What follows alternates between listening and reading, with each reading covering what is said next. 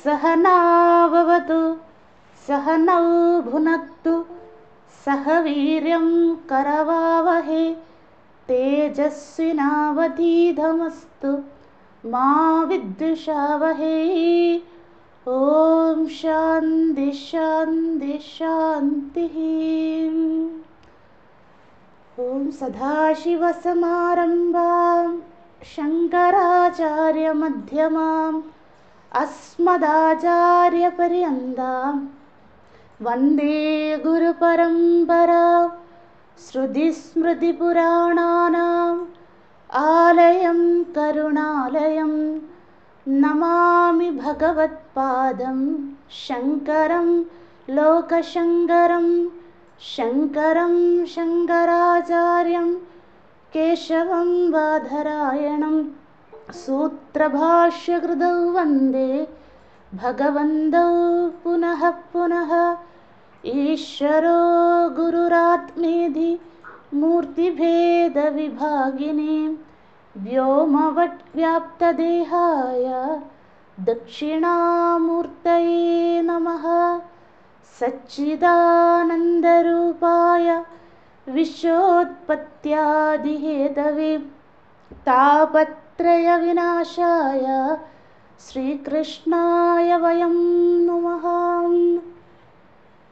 ॐ नमो ब्रह्मादिभ्यो ब्रह्मविद्या संवृताय कर्तृभ्यो वंशर्षिभ्यो महद्भ्यो नमो गुरुभ्यः। सर्वोपप्लवरहितः प्रज्ञानघनः प्रत्यगर्थो ब्रह्मैवाहमस्मि। ॐ पूर्णमदः पूर्णमिदं पूर्णात् पूर्णमुदच्यते पूर्णस्य पूर्णमादाय पूर्णमेवावशिष्यते। ॐ शान्ति शान्ति शान्तिः। हरिः ओं श्रीगुरुभ्यो नमः। हरिः ओं। എല്ലാ സാധകർക്കും പ്രണാമം. ഹരി ഓം. ഓം നമോ നാരായണ. അധ ശുക്ലയജുർവേദീയ കാണ്വശാഃ ബൃഹദാരണ്യക ഉപനിഷത്ത് പ്രഥമകാണ്ഡം മധുകാണ്ഡം ദ്വിതീയോധ്യായം. പ്രഥമ ബ്രാഹ്മണം അജാതശത്രു ബ്രാഹ്മണം. യാജ്ഞവൽക്യ മഹർഷിയെ നമസ്കരിച്ചുകൊണ്ട് നമുക്ക് ആരംഭിക്കാം. ഓം നമഃ പരമർഷിഭ്യോ നമഃ പരമർഷിഭ്യോ നമഃ പരമർഷിഭ്യഃ. ബൃഹദാരണ്യ ഉപനിഷത്ത് ശുക്ല യജുർവേദ ശാഖയിലെ ഉപനിഷത്താണെന്ന് നമ്മൾ കണ്ടു. ശാന്തിപാഠം പൂർണ്ണമതഃ എന്ന ശാന്തിപാഠത്തോടുകൂടി നമ്മൾ ആരംഭിച്ചു. ഇതിനു മുമ്പ് ശുക്ല യജുർവേദ ശാഖയിൽ ഈശാവാസ്യ ഉപനിഷത്താണ് നമ്മൾ പഠിച്ചത്. അതിനുശേഷം പഠിക്കുന്നത് ബൃഹദാരണ്യകമാണ്. പിന്നെ കൃഷ്ണ യജുർവേദത്തിൽ നമ്മൾ തൈത്തിരീയ ഉപനിഷത്ത് പഠിച്ചു. ഇപ്പോൾ യജുർവേദ 2 ശാഖയിലെ ഓരോ ഉപനിഷത്തെങ്കിലും സാമാന്യമായി നമുക്ക് കാണാൻ സാധിച്ചു. അങ്ങനെ ബൃഹദാരണ്യത്തിലെത്തി. നമ്മൾ ബൃഹദാരണ്യകം എന്ന വാക്കിൻ്റെ അർത്ഥം മറന്നു പോകരുത് അല്ലേ. ബൃഹത് ആരണ്യം അല്ലേ. ആ ബൃഹത്ത് എന്ന വാക്കിൻ്റെ അർത്ഥം കണ്ടു, ആരണ്യകം എന്ന വാക്കിൻ്റെ അർത്ഥം കണ്ടു. അതിൽ ആരണ്യകം എന്നത് നമ്മളെ സംബന്ധിച്ച് വീണ്ടും വീണ്ടും ഓർക്കേണ്ടതാണ്. കാരണം അല്ലേ, വെറുതെ ഒരാൾക്ക് പഠിക്കാൻ സാധിക്കുന്നതല്ല. ബൃഹദാരണ്യം എന്ന് ഓർമ്മിപ്പിക്കുകയാണ് അതിൻ്റെ ടൈറ്റിലിൽ തന്നെ അല്ലേ. നമ്മൾ കണ്ടിരുന്നു ആരണ്യകം എന്താണ്, ചെറിയൊരു കാടല്ല, അനേകം കാടുകൾ കൂടിച്ചേർന്ന വലിയൊരു എന്താ പറയുക കാനനമെന്നോ അല്ലെങ്കിൽ വലിയ ഘോര വനമാണ് ആരണ്യകം എന്ന പേരിലേക്ക് എത്തുന്നത്. അപ്പോൾ അവിടെ എന്തൊക്കെ ഉണ്ടായിരിക്കും? നരി ഉണ്ടാകും, പുലി ഉണ്ടാകും, സിംഹം ഉണ്ടാകും അല്ലേ, കരിന്തേളുകളുണ്ടാകും, വിഷസർപ്പങ്ങളുണ്ടാകും അല്ലേ? ഇതെല്ലാം മുന്നിലുണ്ട്. ആ തടസ്സങ്ങൾ നീക്കി വേണം ബൃഹദാരണ്യക ഉപനിഷത്തിൻ്റെ ഭാഗമായി മാറാൻ. അപ്പോൾ ഈ അനേകം കാട്ടുമൃഗങ്ങൾ നമ്മളെ ആക്രമിക്കാനായിട്ടിരിക്കുകയാണ്. നമ്മൾ ഒന്നാമത് എന്ത് വേണം? ഇവരുടെ ആക്രമണത്തിൽ നിന്ന് രക്ഷപ്പെടണമെങ്കിൽ നമുക്ക് ധൈര്യമുണ്ടാകണം. അതെന്താണ്? വൈരാഗ്യം, അല്ലേ? പിന്നെ എന്തുണ്ടാകണം? ഇവയുടെ ആക്രമണത്തിൽ നിന്ന് രക്ഷപ്പെടണേ ഗുരുവിൻ്റെ വാത്സല്യം ഉണ്ടാകണം, ശിക്ഷണം ഉണ്ടാകണം, നേർവഴി ഉണ്ടാകണം.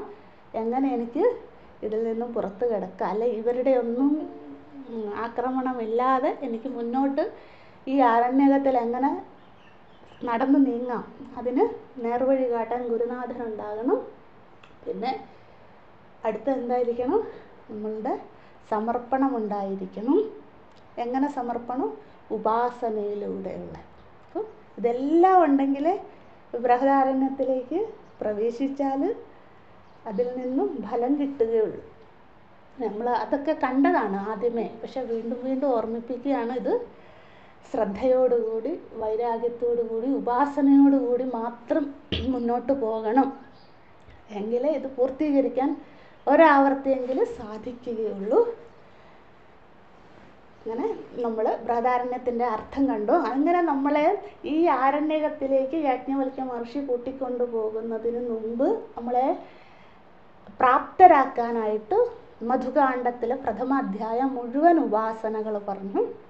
നമ്മൾ ആ ഉപാസന സാമാന്യമായി കണ്ടു, അതിൻ്റെ ഫലശ്രുതിയും കണ്ടു. എനിക്ക് ബ്രഹ്മവിദ്യാ അധികാരം വളർത്തിയെടുക്കണം.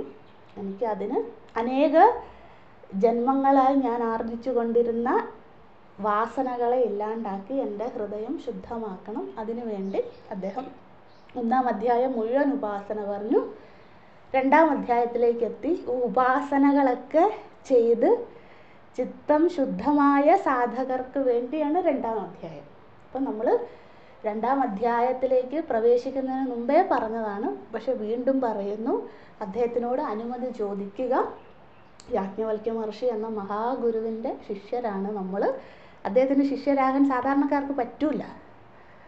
അപ്പം അവിടെ വരെ നമ്മളെ ശ്രുതി മാതാവ് എത്തിച്ചു, യാജ്ഞവൽക്യ മഹർഷിയുടെ അടുത്ത് വരെ എത്തിച്ചു. അപ്പോൾ ഇനി നമ്മുടെ കടമയാണ് അദ്ദേഹത്തിൻ്റെ ശിഷ്യരായി മാറുക എന്നത്. അതുകൊണ്ട് ആ കൃതാർത്ഥത ഉണ്ടായിരിക്കണം. എങ്കിലേ അദ്ദേഹത്തിൻ്റെ അനുഗ്രഹത്തോടുകൂടി ഉപാസനകളൊന്നുമില്ലാത്ത, അധികാരമൊന്നുമില്ലാത്ത നമ്മൾക്കും ഇത് പഠിക്കാൻ സാധിക്കും, അല്ലേ? അപ്പോൾ ആ ഒരു വിനയഭാവത്തോടു കൂടി നമുക്ക് അദ്ദേഹത്തിനെ നമസ്കരിച്ചുകൊണ്ട് തന്നെ ആരംഭിക്കാം. അധ ദ്വിതീയോധ്യായ പ്രഥമ ബ്രാഹ്മണം, അജാതശത്രു ബ്രാഹ്മണം. നമുക്ക് മന്ത്രങ്ങൾ ചൊല്ലാം. പ്രഥമ മന്ത്രം: ഓം ദൃപ്തബാലാകിഃ ഹാ അനൂചാനഃ ഗാർഗേ ആസ സഹോവാച അജാതശത്രു കാശ്യാം ബ്രഹ്മദേ ബ്രവാണി ഇതി സഹോവാച അജാതശത്രുഃ സഹസ്രം ഏതസ്യ വാജി ദദ്മഃ ജനകോ ജനഃ ഇതി വൈ ജനാ ധാവന്തി ഇതി. യാജ്ഞവൽക്യ മഹർഷി അജാതശത്രു ബ്രാഹ്മണം ആരംഭിക്കുന്നത് ആഖ്യായികയിലൂടെയാണ്. ഗുരുനാഥൻ അജാതശത്രു, ശിഷ്യൻ ബാലാകി. ആ കഥ നിങ്ങൾക്കറിയാം, മനസ്സിൽ ആ ഭാവന ഉണ്ടായിരിക്കണം. ഇവർ തമ്മിലുള്ള സംവാദം, അല്ലേ? ദ്വിതീയ മന്ത്രം നമുക്ക് പാരായണം ചെയ്യാം. സഹോവാച ഗാർഹ്യഃ യഃ ഏവാഹ സഹ വാ ആദിത്യേ പുരുഷഃ ഏതമേവ അഹം ബ്രഹ്മ ഉപാസ ഇതി. ദ്വിതീയ മന്ത്രം അജാതശത്രുവിന് 1000 പശുക്കളെ, അജാതശത്രു ബാലാകിക്ക് 1000 പശുക്കളെ കൊടുത്തു. ആ കിട്ടിയ സന്തോഷത്തിൽ ബാലാകി പറയുകയാണ്, ഞാൻ ബ്രഹ്മ ഉപാസന നടത്തിയാണ് ഇത്രയും ശ്രേഷ്ഠനായത്. അപ്പം എന്താണോ ഞാൻ ഉപാസിച്ചത് ഞാൻ അങ്ങയ്ക്ക് അത് പറഞ്ഞു തരാം. അങ്ങയ്ക്കും എന്നെപ്പോലെ ബ്രഹ്മവാദിയാകാം, അല്ലെ ബ്രഹ്മനിഷ്ഠനാകാം. എന്തൊക്കെയാണോ എനിക്കുള്ള ക്വാളിഫിക്കേഷൻ അതൊക്കെ അങ്ങയ്ക്കും ഞാൻ പകർന്നു നൽകാം. ഞാൻ തെളിക്കുന്ന വഴിയേ വരണം. ആ വഴിയാണ് പറഞ്ഞു കൊടുത്തത്. എന്താണ്? ഞാൻ ആദിത്യനെയാണ് ബ്രഹ്മനായിട്ട് ഉപാസിക്കുന്നത്. അപ്പോൾ ഇത് കേട്ടപ്പോഴേ അജാതശത്രുവിന് കാര്യം മനസ്സിലായി, ഇദ്ദേഹത്തിനൊന്നും അറിയില്ല, ഇത് വെറുതെ. നമ്മൾ പഠിച്ചിട്ടുണ്ട് കഠോപനിഷത്തിലും മുണ്ടകത്തിലൊക്കെ അല്ലേ, അന്ധേനൈവ നിയമാനായഥാന്ത അല്ലേ, അതായത് ഒരു അന്ധൻ നേതാവായിക്കൊണ്ട് ഒരു ജാഥ നടത്തുന്നത് പോലെ. അപ്പോൾ അദ്ദേഹത്തിന് വഴി അറിയില്ല. അപ്പോൾ ജാഥയിൽ ചേരുന്നവർക്കൊക്കെ എന്തായിരിക്കും, അവർക്കും വഴി തെറ്റും. അങ്ങനെ എന്നെ വഴി തെറ്റിക്കാനായിട്ട് വന്ന ആളാണ് ഈ ബാലാഗി. അതുകൊണ്ട് കൂടുതലും ഒറ്റ വാക്കിൽ തന്നെ നമ്മൾ പറയില്ല ഫസ്റ്റ് ഇംപ്രഷൻ, അത് തന്നെ ഒറ്റ വാക്കിൽ മനസ്സിലായി അജാതശത്രുവിന് ബാലാഗിയുടെ ബ്രഹ്മവിദ്യ അറിവ് അല്ലെ ജ്ഞാനം എത്രയുണ്ട് എന്ന്. അപ്പോൾ എന്ത് പറഞ്ഞു, ഇതൊന്നും എന്നോട് സംവദിച്ചുകൊണ്ട് വരണ്ട, നമ്മളും ഇങ്ങനെ ആയിരിക്കണം. കാരണം നമ്മളെ വഴി തെറ്റിക്കാനായിട്ട് അനേക ആളുകളുണ്ടാകും. നിങ്ങൾ ഈ വഴിയേ വരൂ, നിങ്ങൾക്ക് സാക്ഷാത്കാരം അല്ലെ ഇനി ഒരു ജന്മമില്ലാതിരിക്കണം, ഈ വഴിയെ മാത്രം വരണം എന്ന് പറഞ്ഞ് ക്യാൻവാസ് ചെയ്യാൻ ഇപ്പോൾ ഒരുപാട് ആളുകളുണ്ട്. അപ്പം നമ്മളെ സംബന്ധിച്ച് അവർക്കൊക്കെ നമസ്കാരം. പക്ഷെ എന്തായിരിക്കണം പരിശോധിക്കേണ്ടത്, ഇത് വേദത്തിൻ്റെ, നമ്മളെ സംബന്ധിച്ച് എന്താണ്, വേദോകിലോ ധർമ്മമൂലം, വേദമാണ് സനാതന ധർമ്മത്തിൻ്റെ മൂലം. വേദത്തിൻ്റെ അടിസ്ഥാനത്തിലാണോ ഇവർ ഈ പ്രചാരം നടത്തുന്നത് എന്ന് ആത്മപരിശോധന നടത്തിയിട്ട് വേണം കൂടുതൽ സംവദിക്കാൻ, അല്ലെ അവർ തെളിക്കുന്ന വഴിയെ പോകാൻ. ഇല്ല എങ്കിൽ ഇങ്ങനെ പറയണം. എന്താണ് പറയേണ്ടത്, അജാതശത്രുവിൻ്റെ കോൺഫിഡൻസാണ് ഇവിടെ പറയുന്നത്. എന്താണ്, മാമാ ഏതസ്മിൻ സമ്മതിഷ്ഠ, എന്നോട് ഇതിനെക്കുറിച്ച് കൂടുതൽ. നമ്മളാണെങ്കിൽ എന്താ, ഒന്ന് പോയി നോക്കാം, അവിടെ ചിലപ്പോൾ ചെന്നാൽ എന്തെങ്കിലുമൊക്കെ ലഡു കിട്ടിയാലോ, അല്ലെങ്കിൽ അവിടെ നമുക്കൊരു സ്ഥാനം കിട്ടിയാലോ, സുഖം കിട്ടിയാലോ, ഇത്യാദികളിലൂടെ നമ്മൾ പോകാൻ തയ്യാറായി. കാരണം നമുക്ക് ഉറപ്പില്ല, ഞാൻ നടക്കുന്ന പാത ശരിയാണെന്ന് ഉറപ്പുള്ളവർ പോവില്ല അല്ലേ, അല്ലാത്തവർ പലതും പരീക്ഷിക്കും. അപ്പം അജാതശത്രു എന്നത് ഈ ഒറ്റ വാക്കിൽ കൊണ്ട് സംവദിഷ്ഠ, അതിൽ തന്നെ നമുക്ക് ഈ വാക്കുകളൊക്കെ അർത്ഥം പറഞ്ഞു പോകാൻ എളുപ്പമാണ്. പക്ഷെ അതിൻ്റെ ആന്തരാർത്ഥം മനസ്സിലാക്കിയാലേ ഉപനിഷത്ത് പഠിക്കുന്നതുകൊണ്ട് എനിക്ക് മാറ്റം ഉണ്ടാവുകയുള്ളൂ. എന്താണ് അദ്ദേഹത്തിൻ്റെ കോൺഫിഡൻസ് നോക്കൂ, ഒറ്റ വാക്കിൽ പറയും, എന്നോട് കൂടുതൽ പറഞ്ഞുകൊണ്ട് വരണ്ട.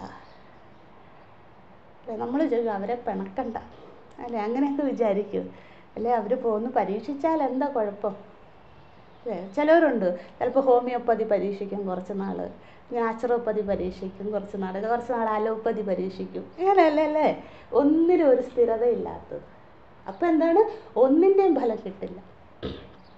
നമ്മളങ്ങനെ ആകരുത്. അതിനു വേണ്ടിയാണ് ഇത്ര ധൈര്യത്തോടു കൂടി അജാതശത്രു പറയുന്നത്, കൂടുതൽ എന്നോട് പറഞ്ഞു വരണ്ട. കാരണം അദ്ദേഹം പഠിച്ച ജ്ഞാനത്തിൽ ഉറപ്പുണ്ട്. അതുകൊണ്ടാണ് ഇത്ര കഠിനമായ വാക്ക് പറഞ്ഞത്, എന്നോട് കൂടുതൽ സംവദിക്കണ്ട.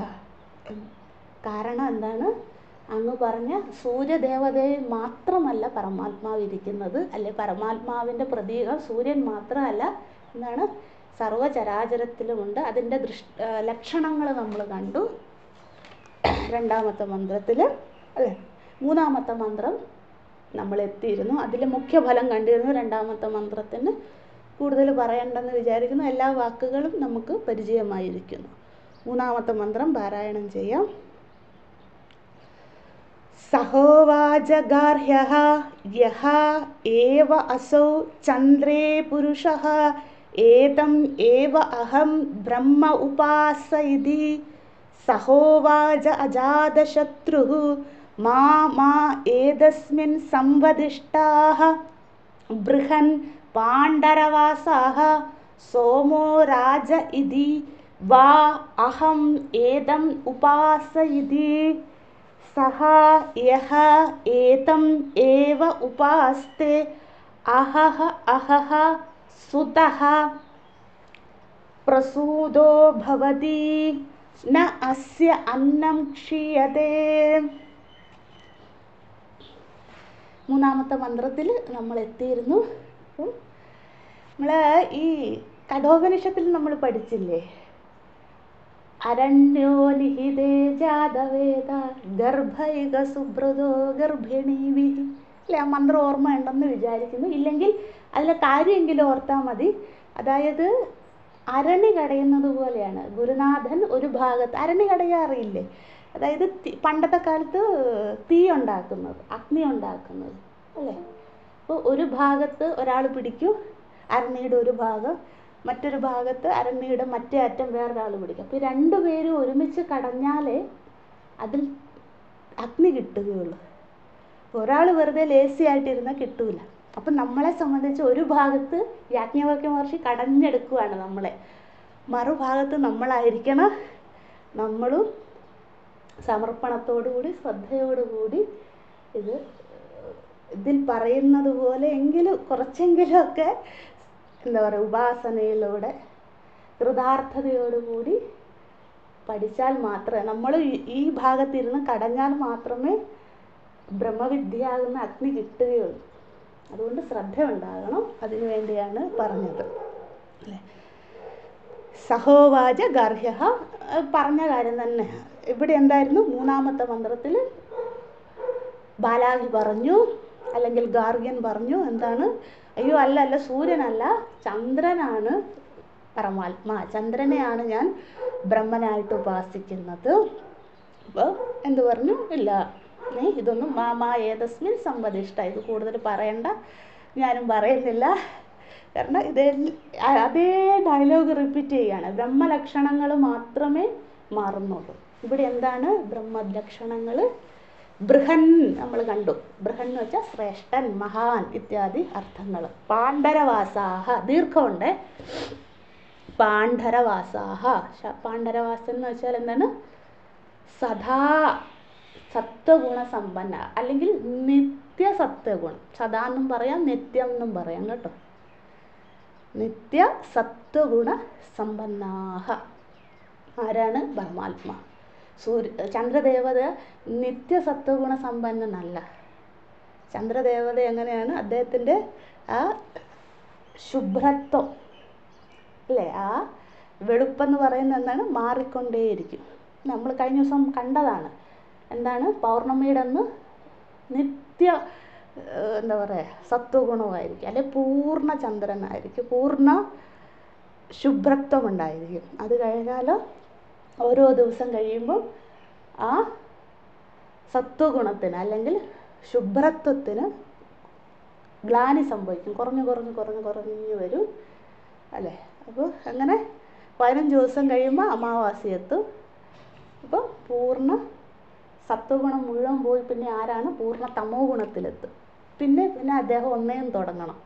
അങ്ങനെ അമാവാസി കഴിഞ്ഞ് ഏകം, ദ്വിതീയ, തൃതീയ, ചതുർത്ഥി, പഞ്ചമി, ഷഷ്ടി അങ്ങനെ കഴിഞ്ഞ് വീണ്ടും 15 ദിവസം കഴിയണം. എന്തിന്? ശുഭ്ര സത്വത്തിലെത്താൻ. അപ്പോൾ ഈ അമാവാസിയും പൗർണമി എന്നതാണ് ചന്ദ്രൻ്റെ പ്രത്യേകത. അപ്പോൾ എന്താണ് ഇവിടെ ഈ അമാവാസിയും പൗർണമി സൂചിപ്പിക്കുന്നത്? ഇദ്ദേഹത്തിൻ്റെ ആരുടെ? ചന്ദ്രദേവതയുടെ ശുഭ്രത്വത്തിന് എന്താണ്? വേരിയേഷൻ സംഭവിച്ചുകൊണ്ടേയിരിക്കും. അതായത് അത് നിത്യമല്ല. പക്ഷെ പരമാത്മാവ് എങ്ങനെയാണ്? നിത്യസത്വഗുണനാണ്. അതുകൊണ്ട് ചന്ദ്രദേവതയല്ല ബ്രഹ്മൻ, പരമാത്മാ.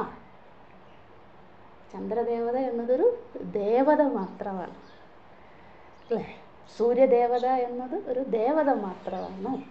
അവയ്ക്ക് പരമാത്മാവ് സൃഷ്ടി നടത്തിയപ്പോൾ ദേവതകളെ സൃഷ്ടിച്ച് അവയ്ക്ക് അവയുടെ ധർമ്മം ചെയ്യുവാനായിട്ട് പ്രപഞ്ചത്തിൽ അല്ലെ ബ്രഹ്മാണ്ടത്തിൽ അവയെ സൃഷ്ടിച്ചു എന്ന് മാത്രമേ. എന്താണ് ആദിത്യൻ്റെ ധർമ്മം? നമ്മൾ പഠിച്ചതാണ്, അതുകൊണ്ടാണ് കഴിഞ്ഞ ദിവസം ഒന്നും അത് പറയാഞ്ഞത്. ഒന്നുകൂടെ ഓർമ്മിപ്പിക്കുക അല്ലേ. ചക്ഷോ സൂര്യ, ചക്ഷു അല്ലേ, നമ്മുടെ ചക്ഷുരിന്ദ്രിയം പ്രവർത്തിപ്പിക്കുന്നത് അല്ലേ. ചക്ഷുരിന്ദ്രിയത്തിൻ്റെ അടിസ്ഥാന ദേവതയായിരിക്കുന്ന ആളാണ് സൂര്യൻ അല്ലെ, ആദിത്യൻ. ചന്ദ്രമ ആരാണ്?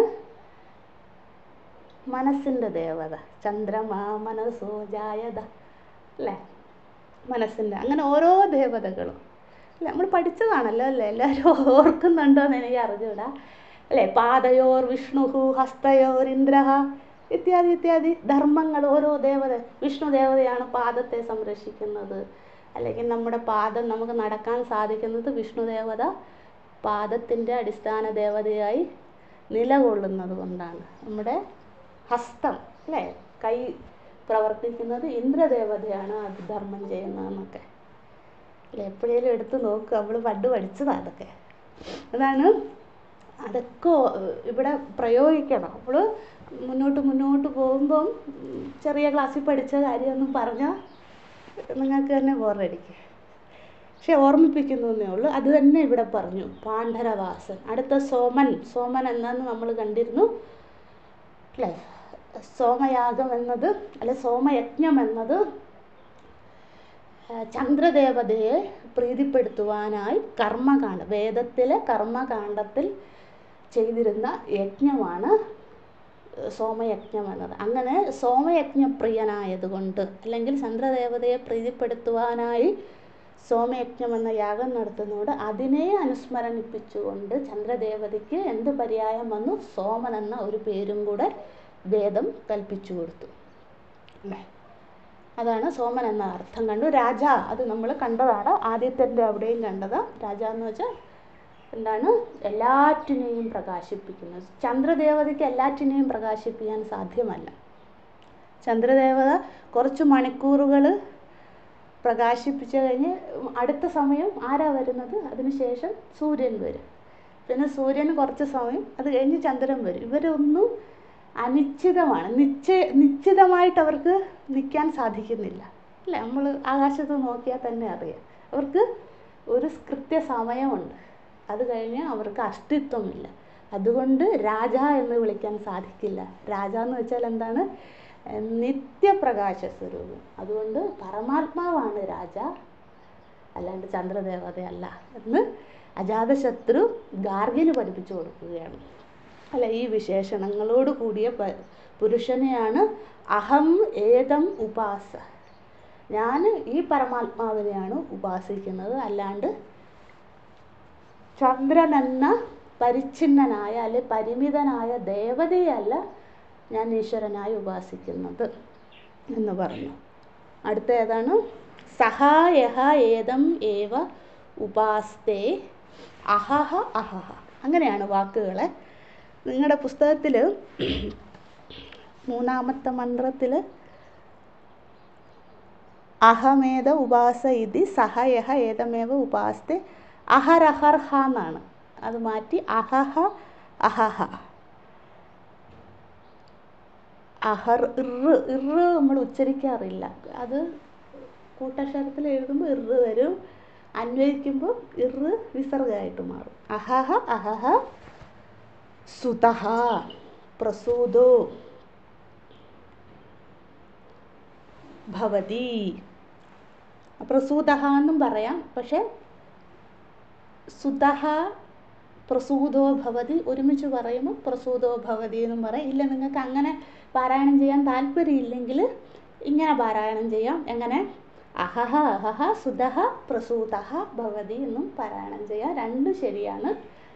കാരണം ഭകാരമാണ് അവിടുത്തത് വരുന്നതുകൊണ്ട് പ്രസൂതോ എന്നും പറയുന്നതിൽ ഉച്ചരിക്കുന്നതിൽ ഉച്ചാരണശാസ്ത്രത്തിൽ തെറ്റു വരുന്നില്ല. അതുകൊണ്ട് സുതഹ പ്രസൂതോ ഭവതി എന്നും പറയാം.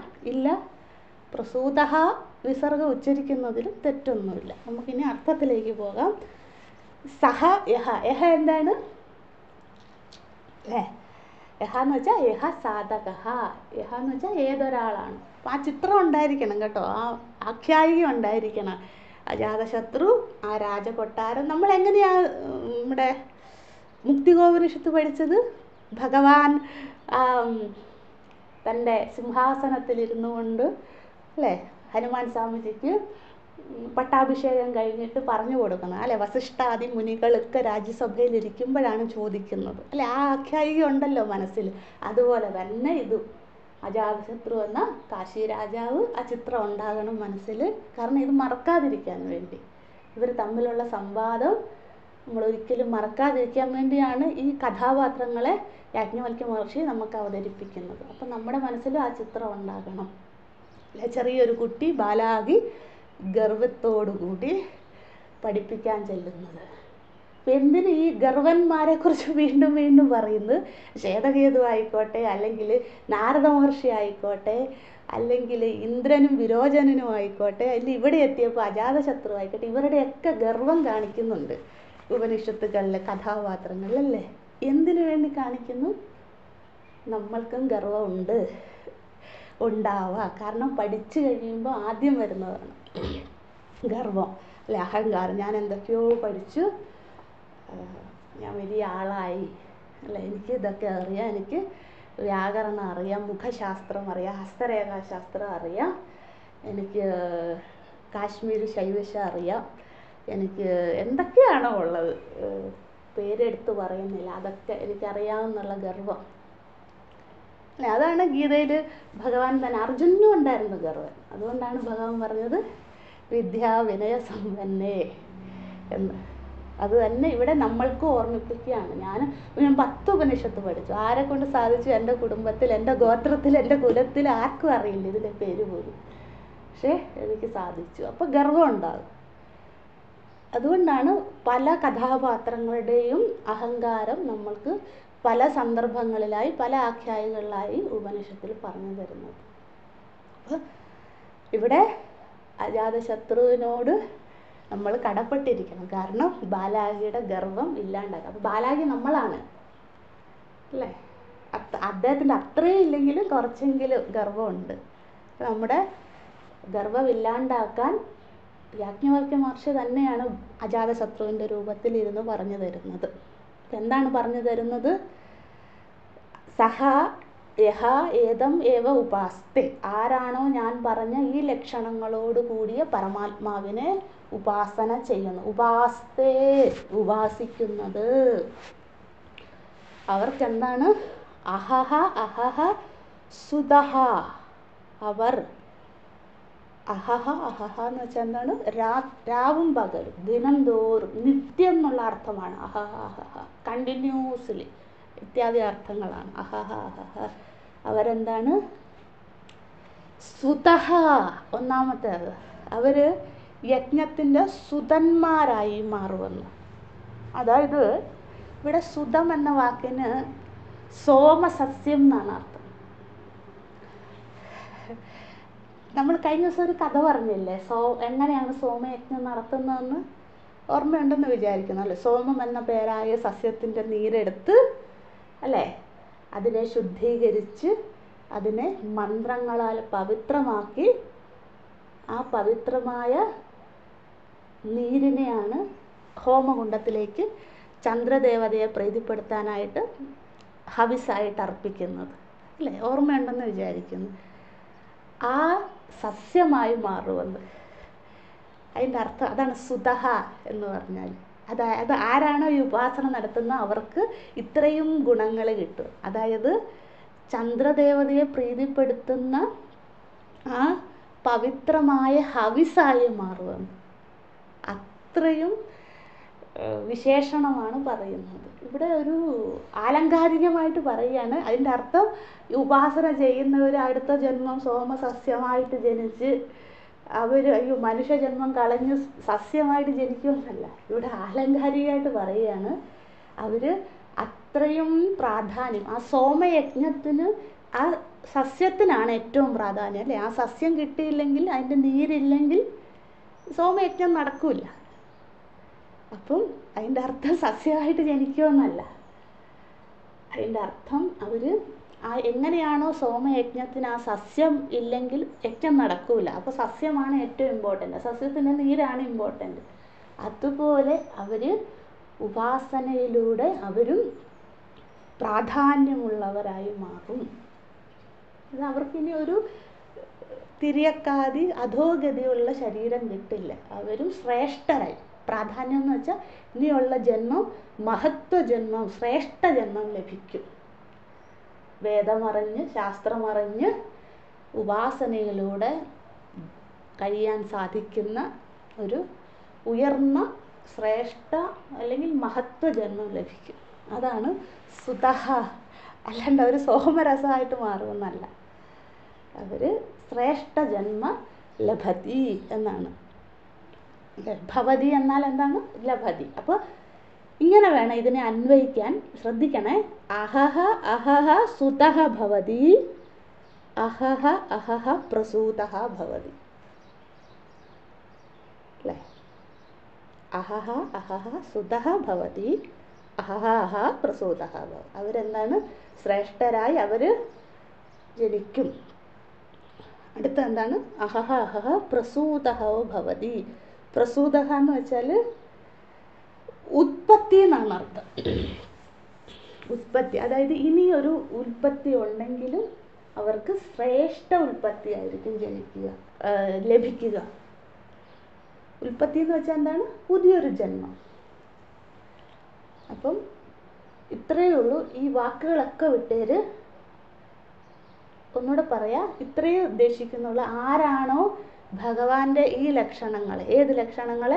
ബൃഹന്നും ഭണ്ഡരവാസൻ ഇത്യാദി ലക്ഷണങ്ങളെ ഉപാസിക്കുന്നത്, അവർക്ക് ഇനി എത്രയൊക്കെ ഉൽപ്പത്തികൾ ഉണ്ടാകുന്നു, എത്രയൊക്കെ ജന്മം ഉണ്ടാകുന്നു, ആ ജന്മമൊക്കെ ശ്രേഷ്ഠമായ ജന്മമാണ് ലഭിക്കുക.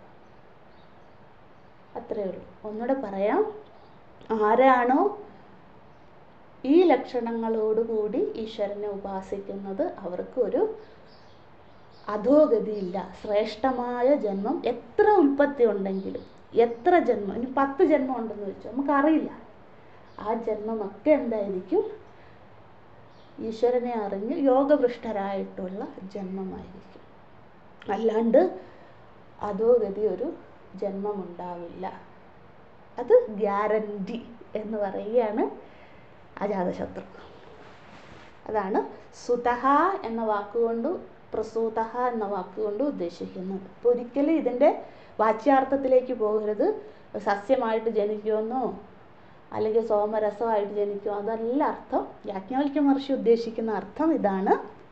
ഭാഷ്യത്തിൽ ഇതാണ് കൊടുക്കുന്നത്. എന്താണ്? ശ്രേഷ്ഠ ജന്മം ലഭതി. ഒറ്റ വാക്കി പറഞ്ഞാൽ അത്രയേ ഉള്ളൂ. ശ്രേഷ്ഠ ജന്മം ലഭതി. അത് കഴിഞ്ഞ് അതാണ് എന്താണ്? മുഖ്യഫലം. അല്ലേ? എഴുതിയിട്ടുണ്ടെന്ന് വിചാരിക്കുന്നു. അതാണ് മുഖ്യഫലം. അടുത്ത എന്താണ്? അവാന്തരഫലം അല്ലെങ്കിൽ ഗൗണഫലം. സെക്കൻഡറി റിസൾട്ട് എന്താണ്? ന അസ്യ അന്നം ക്ഷീയതേ. ന അസ്യ അന്നം. അസ്യ അവർക്ക്. ഈ ന എന്നുള്ള വാക്ക് അന്നത്തിൻ്റെ കൂടെ ചേർക്കണം. ഇങ്ങനെയാണ് അന്വയിക്കേണ്ടത്. അസ്യ ന അന്നം ക്ഷീയതേ. എങ്ങനെയാ? ന ഇവിടെ വരും. എവിടെ വരും? അസ്യ ന അന്നം ക്ഷീയതേ. അസ്യ ന അന്നം ക്ഷീയതേ. അതായത് അസ്യ അവർക്ക്. ഏവർക്ക്? അസ്യ ഉപാസകഃ അല്ലെങ്കിൽ അസ്യ സാധകഃ. ആരാണോ ഞാൻ ഈ പറഞ്ഞ പോലെ പാണ്ഡരവാസനായിട്ടും സോമനായിട്ടും ഒക്കെ ഈശ്വരനെ ഉപാസിക്കുന്നത്, അവർക്ക് അവരാഗ്രഹിക്കാത്ത ഫലം, അവർക്ക് വന്നു ചേരുന്ന ഫലം എന്താണ്? അതാണ് അവാന്തര ഫലം. അവർ എന്ത് ഫലം വരും? അവർക്ക് ന അന്നം ക്ഷീയത. അവർക്കൊരിക്കലും അന്നത്തിന് ക്ഷയം എന്ന് വെച്ചാൽ ക്ഷയം, ച്യുതി, നാശം ഇത്യാദി അർത്ഥങ്ങളാണ്. അവർക്കൊരിക്കലും, അതായത് അവരുടെ തലമുറകൾക്ക്, പുത്രപൗത്രാദികൾക്ക്, കുലഗോത്രാദികൾക്ക് എന്താണ്? ഒരിക്കലും അന്നം നാശമുണ്ടാകില്ല, അന്നത്തിന് മുട്ടുവരില്ല. അതാണ് ഉദ്ദേശിക്കുന്നത്. കുലം പവിത്രം ആയി മാറും. കാരണം ഈ അന്നത്തിന് മുട്ട് വരുമ്പോൾ നമ്മളുടെ ശരീരത്തിലേക്ക് കൂടുതൽ ബോധവാന്മാരാകും. എങ്ങനെയും അന്നം ഉണ്ടാക്കണം. നമ്മൾ പല കഥകളും, ഇപ്പോൾ സുധാമാവിൻ്റെ കഥ എടുത്തോളൂ, ഒരുപാട് കഥകൾ എടുത്തോളൂ, ഭാഗവതങ്ങളിലും പുരാണങ്ങളിലും ഒക്കെ ഉണ്ട്. അപ്പോൾ എന്താണ്? ഈ അന്നത്തിന് ക്ഷയം വരുമ്പോൾ എന്താണ്? ശരീരത്തിലേക്ക് ബോധം വരും. അപ്പോൾ അവിടെ ഉപാസന കുറയും, സാധന കുറയും, ശാസ്ത്ര അഭിരുചി കുറയും. എപ്പോഴും എന്താണ്? അയ്യോ എനിക്ക് ഭക്ഷണം ഇല്ലല്ലോ, അല്ലെ എൻ്റെ കുട്ടികൾക്ക് ഭക്ഷണമില്ല, അല്ലെങ്കിൽ എന്തൊക്കെയാണോ ഇല്ലെന്നുള്ളത്, അതിലേക്കാകും നമ്മുടെ ശ്രദ്ധ. അപ്പോൾ നമ്മൾ നാളെ ഉപാസന നാളെയാണെങ്കിലും ചെയ്യാം, വിശപ്പാണ് മുഖ്യം. അപ്പോൾ ശരീരത്തിലേക്കാണ് നമ്മുടെ താതാത്മ്യം പോകും. അങ്ങനെ കുലത്തിനേ ഉണ്ടാവില്ലെന്ന്. ധാരാളം അന്നം പത്തായത്തിലുണ്ടാവും. അപ്പോൾ എന്താണ്, അവർക്ക് സമയമുണ്ട്. എന്ത് സാധനയ്ക്കും ഉപാസനയ്ക്കും ഒക്കെ സമയമുണ്ടാവും. അതാണ് ഇവിടെ ഉദ്ദേശിക്കുന്നത്. അല്ലാണ്ട് അവർ വലിയ സമ്പന്നരായി ഭോഗരായി മാറുമെന്നല്ല അർത്ഥം, അല്ലേ? പണ്ടത്തെ കാലത്ത് പത്തായത്തിൽ നെല്ലുണ്ടാകുക, പശുക്കളുണ്ടാകുക എന്നൊക്കെ ഉള്ളത് സമ്പത്തിൻ്റെ പ്രതീകമാണ്. ഇപ്പം നമ്മുടെ വീട്ടിൽ കാറ് കിടക്കുക, അല്ലേ? അല്ലെങ്കിൽ അങ്ങനെയുള്ള ഇതൊക്കെ അതിന് പകരം പണ്ട് പശു അന്നമൊക്കെ ആയിരുന്നു സമ്പത്തിൻ്റെ പ്രതീകം. അപ്പം ഭോഗത്തിൻ്റെ പ്രതീകമായിട്ടല്ല അന്നത്തിനെ ഇവിടെ കാണേണ്ടത്. ഇവിടെ യാജ്ഞവൽക്യ മഹർഷി പറയുന്നത് അവരുടെ കുലത്തിന് അന്നത്തിന് ഒരു മുട്ടും ഉണ്ടാവില്ലെന്ന് പറഞ്ഞാൽ അവർക്ക് എന്തായിരിക്കും, ശരീരബോധത്തിലേക്ക് കൂടുതൽ കൂടുതൽ സമയം ചെലവഴിക്കേണ്ടതായി വരില്ല. ആ സമയമൊക്കെ സാധനയ്ക്ക്. അല്ല, നിങ്ങൾ തന്നെ ഒന്ന് ചുറ്റുപാടും ചിന്തിച്ചു നോക്കൂ.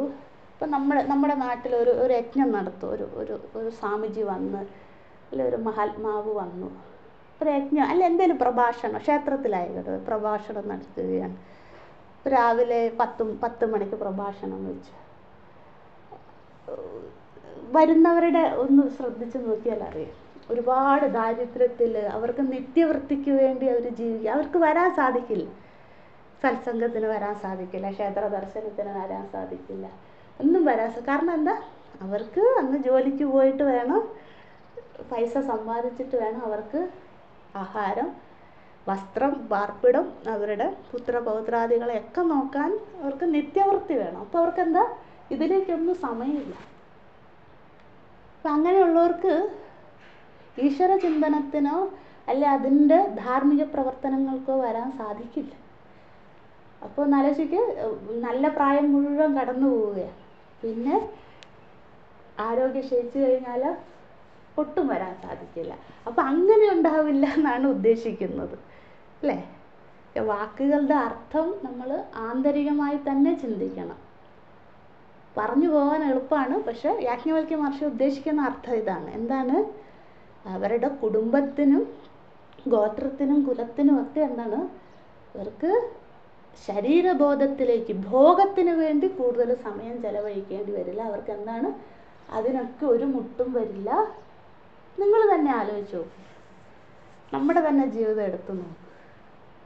അപ്പോൾ അന്നത്തിനില്ലാത്തവർ എത്ര പേർക്ക് വരാൻ സാധിക്കും? രാവിലെ 7 മുതൽ 7 മണിക്ക് ജോലിക്ക് പോകേണ്ടി വരും.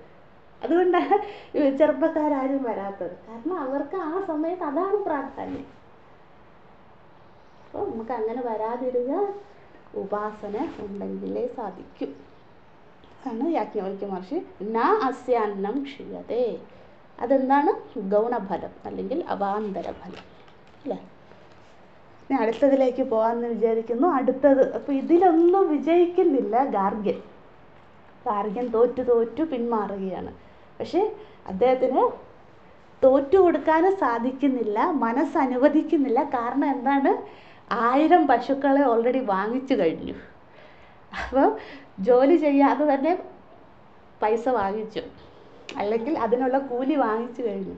അപ്പോൾ ശരിയല്ലല്ലോ, തോറ്റു പോകുന്നത് ശരിയല്ല. പിന്നെ ഞാൻ ആദ്യമായിട്ടാണ് വരുന്നത് ഒരു രാജാവിൻ്റെ അടുത്ത്, ആദ്യമായിട്ട് വാദത്തിന് തർക്കത്തിന് വരികയാണ്, അല്ലെങ്കിൽ ശിഷ്യനാക്കാനായിട്ട് വരികയാണ്. അപ്പോൾ എങ്ങനെ ഈ ഗുരു ആകാൻ വന്ന ആൾ എങ്ങനെ ശിഷ്യനാകും? നമ്മുടെ അഹങ്കാരം സമ്മതിക്കില്ല. അപ്പോൾ എന്ത് ചെയ്യുന്നു ഗാർഗ്യൻ?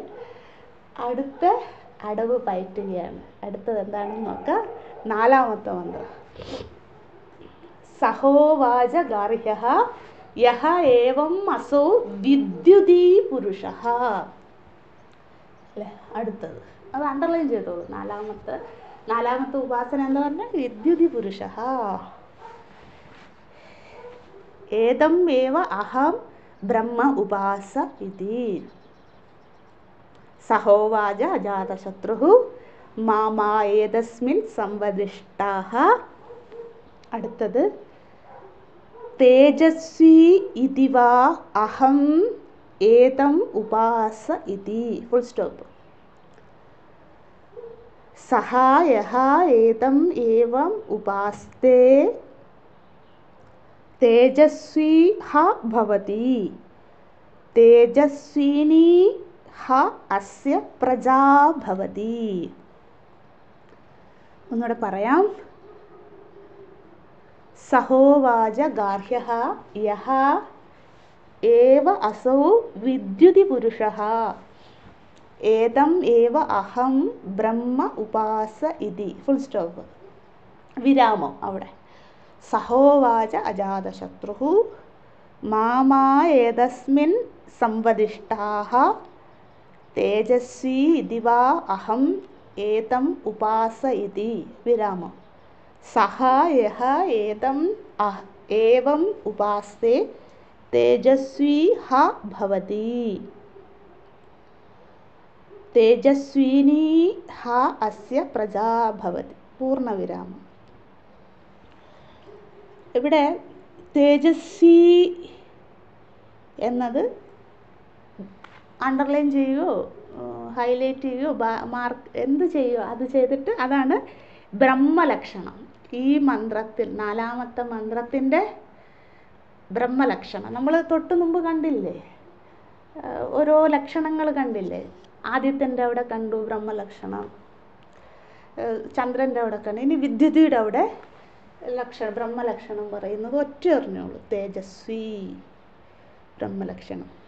അത് കഴിഞ്ഞ് ഇനി അണ്ടർലൈൻ ചെയ്യേണ്ട അല്ലെ മാർക്ക് ചെയ്യേണ്ടത് തേജസ്വി ഹ ഭവതി.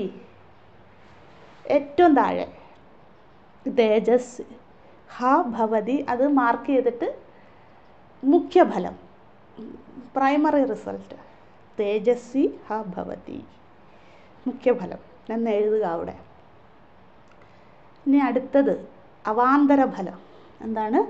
തേജസ്വിനി ഹ അസ്യ പ്രജാ ഭവതി. അതെന്താണ്? അവിടെ അണ്ടർലൈൻ ചെയ്തിട്ട് എന്തെഴുതണം? അവാന്തര ഫലം അല്ലെ ഗൗണഫലം, സെക്കൻഡറി റിസൾട്ട് എന്ന് എഴുതുക. ഏതെങ്കിലും ഒന്ന് എഴുതിയാൽ മതി കേട്ടോ. ഞാൻ 2-3 വാക്കുകൾ പറയുന്നേ ഉള്ളൂ. ഏതാണോ നിങ്ങൾക്ക് മനസ്സിൽ ഉറപ്പിക്കാൻ സാധിക്കുന്ന അർത്ഥം ആ വാക്ക് എഴുതുക. മുഖ്യഫലം, അവാന്തരഫലം. ഒന്നുകൂടെ പറയാവേ. തേജസ്വി എന്നുള്ളിടത്ത് ബ്രഹ്മലക്ഷണം എന്ന് എഴുതുക. തേജസ്വി ഹ ഭവതി എന്നുള്ളിടത്ത് മുഖ്യഫലം എന്ന് എഴുതുക. തേജസ്വിനി ഹ അസ്യ പ്രജാ ഭവതി എന്നിടത്ത് അവാന്തരഫലം എന്ന് എഴുതുക. എഴുതിയെന്ന് വിചാരിക്കുന്നു. ഒന്നുകൂടെ നമുക്ക് ഒരുമിച്ച് പാരായണം ചെയ്യാം. സഹോവാച ഗാർഹ്യഃ യഃ ഏവ അസൗ വിദ്യുതി പുരുഷഃ ഏതം ഏവ അഹം ബ്രഹ്മ ഉപാസ ഇതി.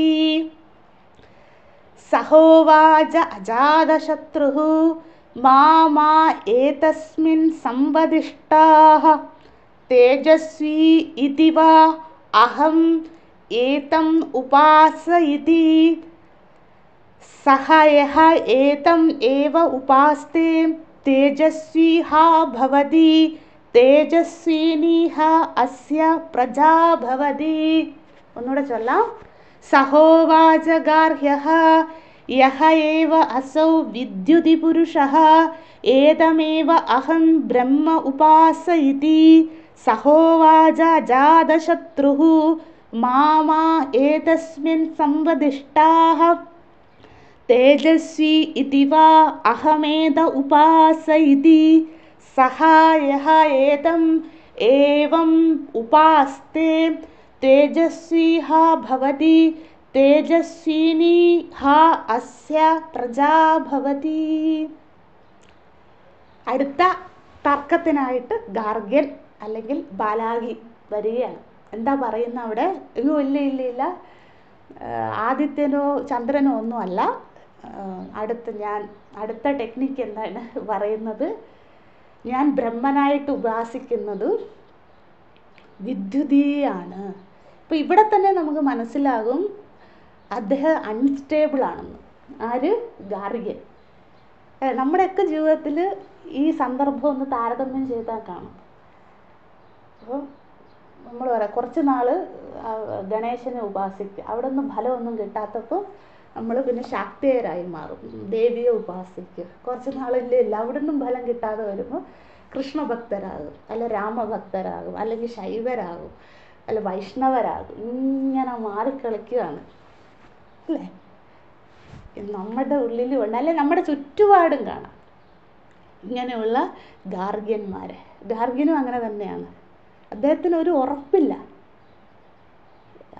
ആദ്യം പറഞ്ഞു ഞാൻ ഉപാസിക്കുന്നത് സൂര്യനെയാണെന്ന്, അവിടെ രക്ഷയില്ലെന്ന് കാണുമ്പം പറഞ്ഞു ചന്ദ്രനെയാണ് ഉപാസിക്കുന്നതെന്ന്.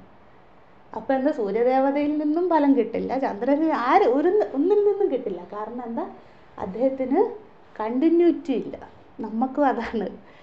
കാരണം പെട്ടെന്ന് ക്വിക്ക് റിസൾട്ടാണ് ആളുകൾക്ക് വേണ്ടത് അല്ലേ. ഇപ്പം എല്ലാവരും എന്തിനാ അലോപ്പതി പെട്ടെന്ന് ചെയ്യുന്നത്? അലോപ്പതി മോശമല്ല, നമോ നാരായണ, അത് നല്ലതല്ലേ. പക്ഷെ എന്താണ് അലോപ്പതിയുടെ പുറകെ പോകുന്നത്? ലോകം മുഴുവൻ ക്വിക്ക് റിസൾട്ടാണ് അല്ലേ, വേഗം ഫലം കിട്ടും അല്ലേ. പക്ഷെ അതിൻ്റേതായ പാർശ്വഫലങ്ങളും ഉണ്ട്. ആയുർവേദ ഹോമിയോപ്പതിയൊക്കെ ആണെങ്കിൽ എന്താ, സമയമെടുക്കും. നമുക്ക് ആർക്കും ക്ഷമയില്ലാത്തൊരു ലോകമാണ്. അപ്പോൾ എന്താണ്, അതിന് പഥ്യങ്ങളുണ്ടാകും, ചിട്ടകളുണ്ടാകും അല്ലേ, ആഹാര നിയന്ത്രണങ്ങളൊക്കെ ഉണ്ട്. അപ്പോൾ എന്താണ്, അതിനൊന്നും എനിക്ക് പറ്റില്ല, എനിക്ക് പെട്ടെന്ന് എൻ്റെ രോഗം മാറിയാൽ മതി. അപ്പോൾ അതുപോലെ തന്നെയാണ് ഉപാസനയ്ക്ക്. എനിക്ക് പെട്ടെന്ന് ഫലം കിട്ടുക. അപ്പോൾ ആരെ പ്രീതിപ്പെടുത്തിയാലാണോ പെട്ടെന്ന് ഫലം കിട്ടുക അത് ചെയ്യുക. അപ്പോൾ അവിടുന്ന് പ്രീതി കിട്ടുന്നില്ലെങ്കിൽ നമ്മൾ അടുത്തതിലേക്ക് ചാടും. അത് തന്നെയാണ് ഇവിടെ ഗാർഗ്യൻ ചെയ്യുന്നത്. അപ്പോൾ എന്തിനു വേണ്ടി ഈ അനേക ഉദാഹരണങ്ങൾ പറയുന്നത്? യാജ്ഞവൽക്യ മഹർഷി ആദിത്യൻ പറഞ്ഞു വേണേൽ അവസാനിപ്പിക്കായിരുന്നു. പക്ഷെ എന്തിനു വേണ്ടി ചെയ്തു? അനേകം പറയുന്നത് എങ്ങനെയാണോ ഗാർഗ്യൻ അതുപോലെയൊക്കെ തന്നെ, അത്രയും കഠിനമില്ലെങ്കിലും കുറച്ചൊക്കെ നമ്മൾ അങ്ങനെയാണ്. ഉപാസനയ്ക്ക് തുടർച്ച ഉണ്ടാകണം അല്ലേ, എങ്കിലേ ഫലം ഉണ്ടാകും. ഇദ്ദേഹത്തിന് അതില്ല. അതുകൊണ്ട് ഇവിടെ എല്ലാ പരീക്ഷണങ്ങളിലും തോറ്റുപോകുന്നു അല്ലേ. അതുകൊണ്ട് നമ്മളും അങ്ങനെ ആവരുത്. നമുക്ക് നോക്കാം എന്താണ് പറയുന്നത്. സഹോവാച ഗാർഹ്യ, എന്ത് ഗാർഗ്യൻ പറയുന്നു, ലീല യഹ ഏവ അസോ വിദ്യുതി പുരുഷ ഏതമേവ അഹം ബ്രഹ്മ ഉപാസ. പറഞ്ഞ കാര്യം തന്നെ, ചന്ദ്രൻ മാറി വിദ്യുതി ആയെന്ന് മാത്രമേ ഉള്ളൂ. ഞാൻ ആരെയാണ്? വിദ്യുതി എന്താണ്? ഇടിമിന്നൽ. അതിനെയാണ് ഞാൻ ബ്രഹ്മനായി ഉപാസിക്കുക. അപ്പോൾ ഇടിമിന്നൽ ഉണ്ടാകുമ്പോൾ മാത്രമേ ഞാൻ ഈശ്വരനെ കാണുകയുള്ളൂ. ഇടിമിന്നൽ എപ്പോഴാണ് ഉണ്ടാകുന്നത് അല്ലേ? മാസത്തിൽ ഒന്നുപോലും നമ്മൾ കാണൂല. അപ്പോൾ മാത്രമാണ് ഞാൻ ഭഗവാനെ കാണുന്നത്, ബാക്കി ഒന്നിലും കാണുന്നില്ല. എന്തൊരു വിരോധാഭാസം നോക്കൂ പറയുന്നു. സഹോവാച, അത് കേട്ടപ്പോഴേ എന്ത് പറഞ്ഞു? എന്നോട് പറയണ്ട, മാമായതസ്മിൻ സംവദിഷ്ടാഹ, എന്നോട് വിദ്യുതിയെ അല്ലെ ഇടിമിന്നലിനെ എന്താണ് ബ്രഹ്മനായി ഉപാസിക്കണം എന്ന സംവാദത്തിന് വരണ്ട, അതിവിടെ നിർത്തിക്കോളൂ എന്ന് പറഞ്ഞു. എന്നിട്ട് പറഞ്ഞു, അജാതശത്രു ഗാർഗ്യന് പറഞ്ഞു കൊടുക്കുകയാണ്, തേജസ്വി ഇതി വാ അഹം ഏത ഉപാസ, ഞാൻ വിദ്യുതിയെ അല്ല പരമാത്മാവായിട്ട് ഉപയോഗിക്കുന്നത്. നമ്മൾ വിദ്യുതി കാണുമ്പോൾ അല്ലെങ്കിൽ ഇടിമിന്നൽ കാണുമ്പോൾ പ്രകാശമാണല്ലേ. അപ്പോൾ ആ വിദ്യുതിക്ക് പ്രകാശം നൽകുന്ന തേജോരൂപനെയാണ് തേജസ്വരൂപി എന്ന് വെച്ചാൽ ഇവിടെ അർത്ഥം എങ്ങനെയാണെന്ന് വെച്ചാൽ, ഇടിമിന്നലിന് മാത്രമല്ല സർവറ്റിനും പ്രകാശം നൽകുന്ന ചൈതന്യത്തിനെയാണ് തേജം അല്ലെ തേജസ്വി എന്ന് പറയുന്നത്. തേജസ്വി എന്ന് വെച്ചാൽ എന്താണ്? ഇടിമിന്നലിന് മാത്രമല്ല സർവറ്റിനും പ്രകാശം നൽകുന്നവൻ. തേജസ് എന്ന് വെച്ചാൽ പ്രകാശം അല്ലേ. ഇപ്പോൾ ഇടിമിന്നൽ കാണുമ്പോൾ പ്രകാശമാണ് നമ്മൾ കാണുന്നത്. ശബ്ദം, ഇടി, പിന്നെ മിന്നൽ അല്ലേ, പ്രകാശം. അപ്പം പ്രകാശം എന്നാണ്, അതിൽ മാത്രമല്ല എല്ലാറ്റിനും പ്രകാശം നൽകുന്ന പരമാത്മാ. അപ്പം പരമാത്മാവിൻ്റെ പര്യായമാണ് തേജസ് അല്ലേ, തേജോമയൻ. ബ്രഹ്മനാണ് തേജോമയൻ.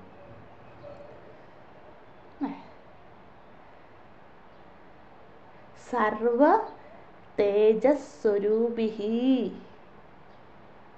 ഇതി തേജസ്വി. തേജസ്വി എന്നുള്ളതിൻ്റെ എട്ടിമോളജി നിരുക്തം വേണമെങ്കിൽ എഴുതിക്കോളൂ. സർവ തേജസ്വരൂപിഹി, എല്ലാറ്റിനും തേജസ് കൊടുക്കുന്നവൻ. അതാണ് സർവം. എല്ലാറ്റിനും പ്രകാശം കൊടുക്കുന്നവൻ പരമാത്മാ. അപ്പോൾ അതാണ് ഇവിടെ ഉദ്ദേശിക്കുന്നത്, അല്ലെ ചൈതന്യം സ്വരൂപൻ. അതിനെയാണ് ഞാൻ ഉപാസിക്കുന്നത്. അഹമേത ഉപാസയതി, ഞാൻ ഉപാസിക്കുന്നത്.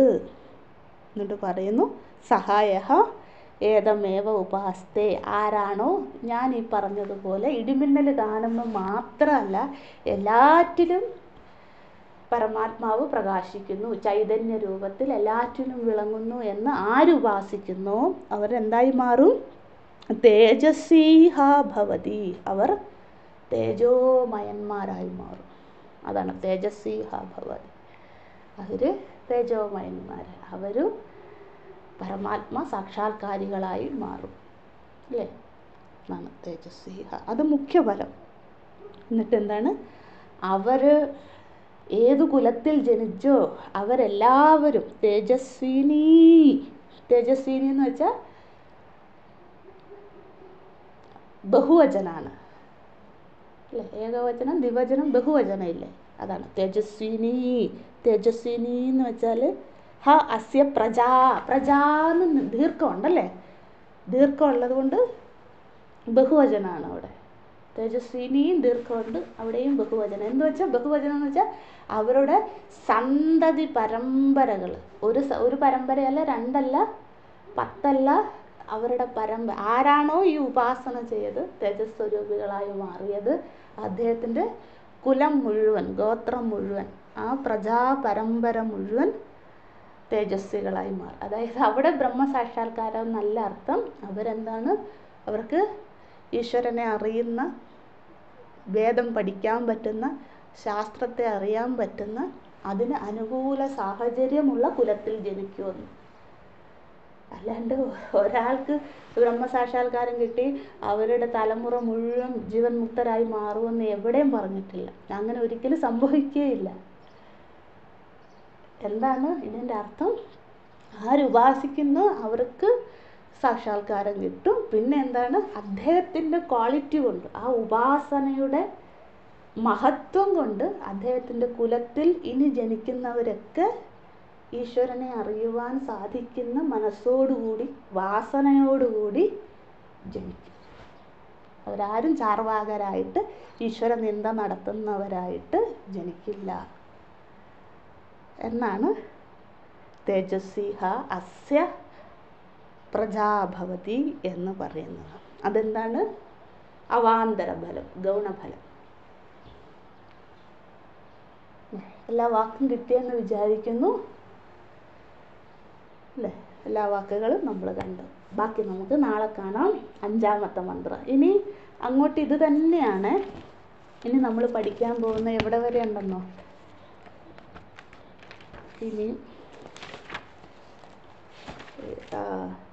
ഇനിയും വിദ്യുതി കഴിഞ്ഞു, ഇനി ആകാശം വരും, അഗ്നി വരും, നിഴൽ വരും, ഇവരൊക്കെ വരും.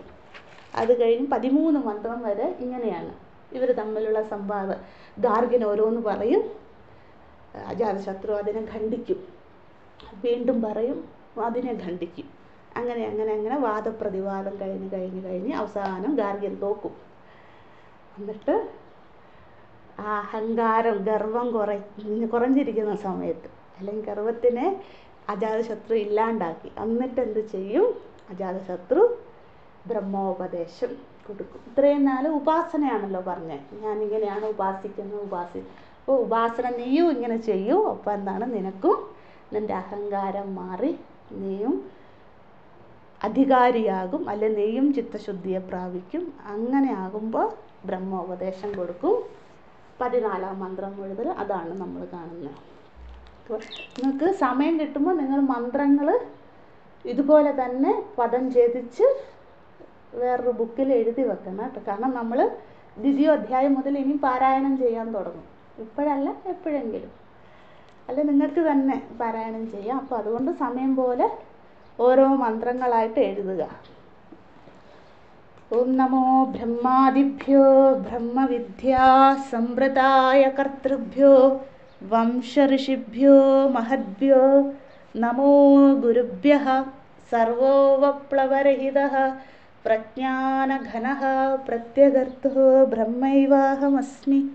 ഓം പൂർണ്ണമദഃ പൂർണ്ണമിദം പൂർണ്ണാത് പൂർണ്ണമുദച്യത്തെ പൂർണ്ണസ്യ പൂർണ്ണമാദായ പൂർണ്ണമേവാവശിഷ്യത്തെ. ഓം ശാന്തി ശാന്തി ശാന്തി. ഹരി ഓം. ശ്രീ ഗുരുഭ്യോ നമഃ. ഹരി.